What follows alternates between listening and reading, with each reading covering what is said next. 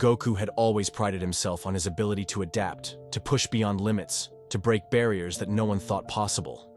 But now, he was facing something entirely different. This wasn't a new technique he could train to master, nor an enemy he could overpower with sheer will. This was something he didn't understand, a force within him that was growing beyond his control. In the divine realm, far beyond mortal comprehension, the Grand Priest stood with his hands folded behind his back, staring into the vast, cosmic void. His expression was neutral, but inside, he felt a rare sensation, concern. Zeno hovered nearby, still trying to make sense of everything. Grand Priest, what do we do about Goku? The Grand Priest closed his eyes.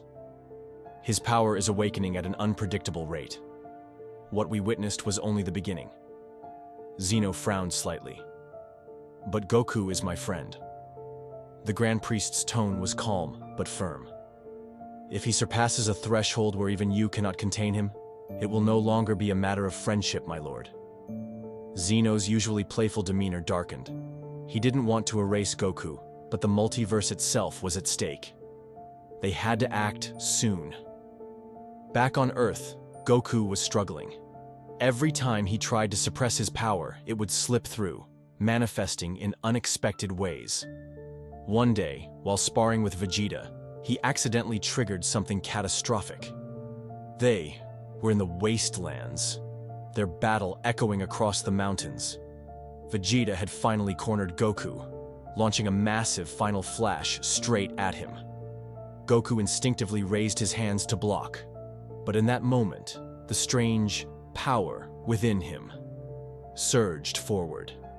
Time itself froze. The energy blast stopped mid-air. The clouds halted in their movement. Even Vegeta was frozen in place, his eyes locked in an expression of shock. Goku gasped, looking around. What? What the hell is this? He moved his hands, and to his horror, reality itself seemed to distort like a rippling pond. It was as if he wasn't just in the world. He was outside of it, beyond it. Then with a sudden snap, time resumed. The final flash struck the ground behind Goku, obliterating an entire section of the wasteland.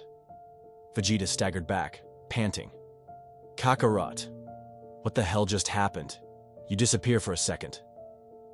Goku didn't know how to answer. He was just as terrified as Vegeta. Later, on Beerus's planet, Whis stood in quiet contemplation, analyzing the cosmic disturbance he had sensed. Beerus, usually indifferent to most things, had an uneasy look on his face. Whis, don't tell me that idiot Saiyan is messing with reality itself?